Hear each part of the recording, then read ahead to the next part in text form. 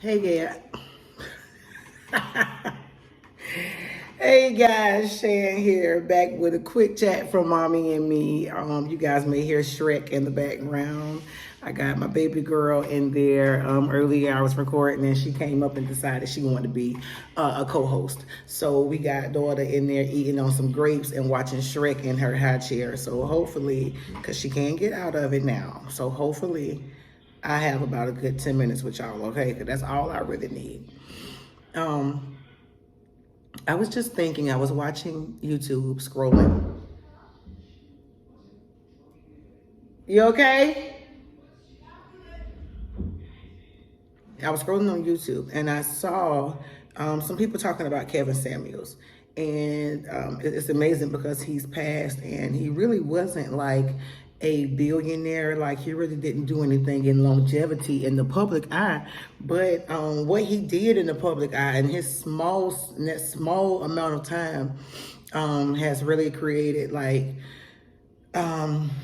his own space in the earth now. So people are still talking about this man even after he's passed.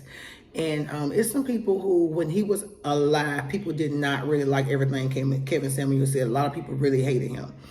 And I can understand you not really agreeing with his delivery. It came off very harsh. I'm a person that, because I haven't received much self-pity in life, people who talk harsh don't turn me away. But I do understand that some people would rather people, put a little bit of flowers on their stuff, put a little sugar on it before you give it to me. I understand that as well, which is why I myself try to, work on that. However, dealing with Kevin Samuels directly, if you don't know anything about him, basically people would go on, women, unfortunately, women would go on his podcast virtually and they would call in and they would tell him what their issues were with dating, and they would say they would tell them certain things, basically like their size, and he could say, a woman could say she's 5'3" and she weighs 190, and he would say, oh well, you fat. So how could you want a man that's 6'6" and this and that, built to God and all that, when you're not in good shape yourself? And it would come off very harsh. It makes logical sense. However, it would come off very harsh. And some women couldn't handle it. My message is not Kevin's message tonight. I want to say to you guys as women, and if you can, share this with the men in your life. I never really speak on men. It's not something that I want to do much moving forward. But I would like to say to you guys that for everyone that is concerned with the Kevin Samuels era and for everyone who is disgusted with it, what I will say to you guys as a whole, women and men, that Kevin Samuels, people like him and his platform would not exist if we had more fathers, more uncles, more cousins, more brothers being men in our lives. Okay, and this is not to shoot a shot. This is a cry for help. Okay, you know the game. It's as simple as that, brother. You know the game. You know what men do when they hustling. You know what a woman looks like when she's in love with the man who's not in love with her. When you see your sister acting up, let her know. When you see your cousin out of line, let her know. Too many times we seeing stuff that we can speak on and we're not saying anything. When you build that relationship with people, you can call them out on all kind of stuff. And even if they mad today, when you build that real relationship and it's genuine, they gonna think about it and they gonna call you eventually, because they know that your heart was in the right place. And again, it was a genuine relationship. It was a genuine transaction. So, brothers, as a 34-year-old woman, I have 2 kids. Obviously didn't choose the best. But with that being said, I have men that I can call right now. My youngest brother, my second to youngest brother, is like one of my best friends. He recently just married the mother of his children, and I can call him and ask him anything, and he gonna give me what it is to the best of his ability.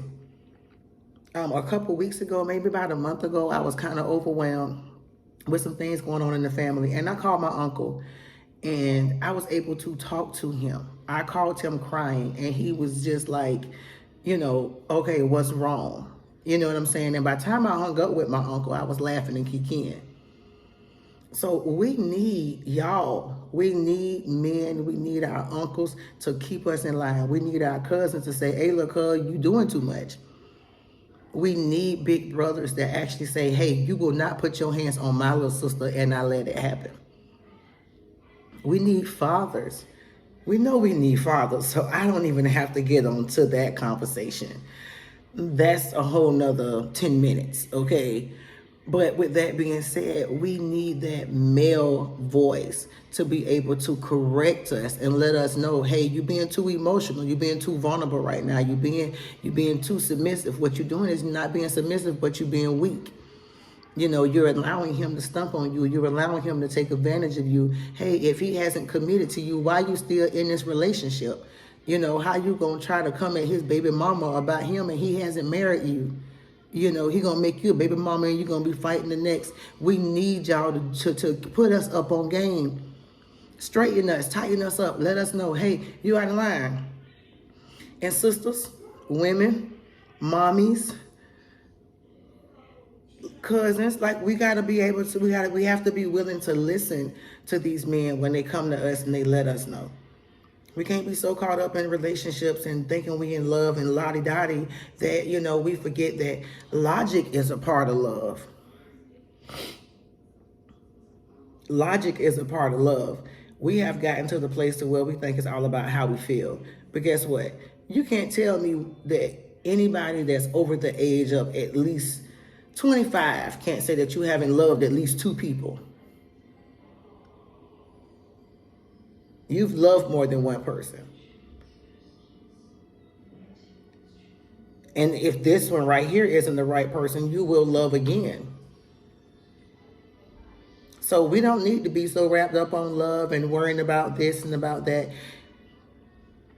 You have to be able to listen and take heed to real wisdom.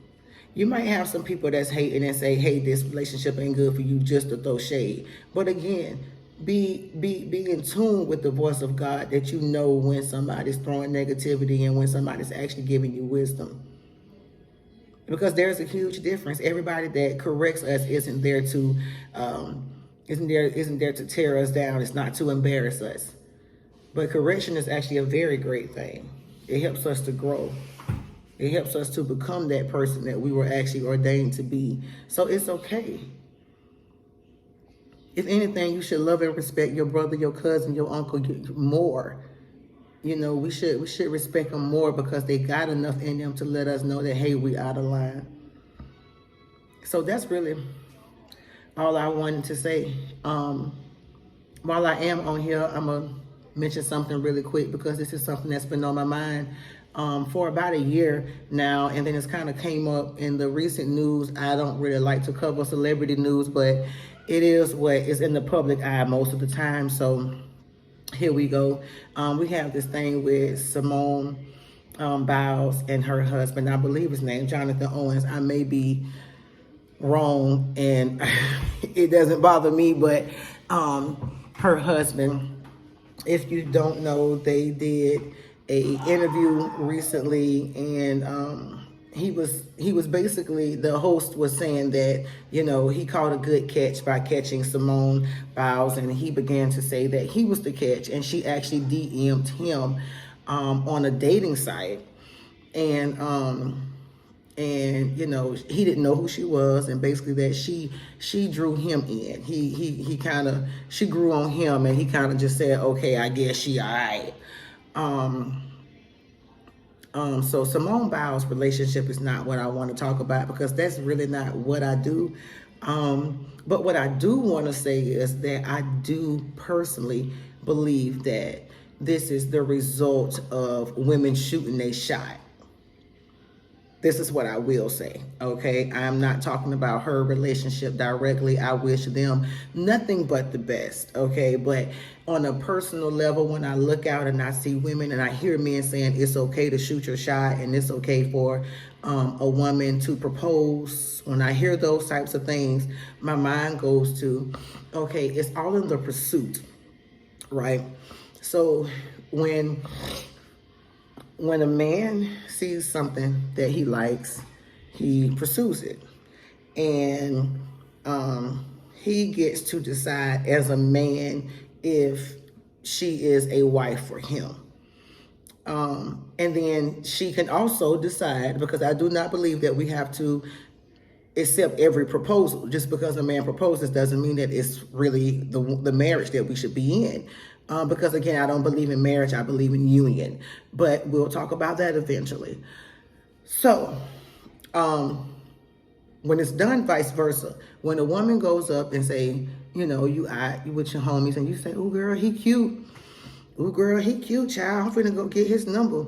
And you go up to this man and you say, hey, you know, you looking good. You know, I don't even know how to say it, child, but you know, you be like, you know, you looking good. You know, how you doing? You know, can I get your number? You know, and you ask all those questions and you get his number. It is now on you to pursue him. You saw interest in him. He did not see interest in you.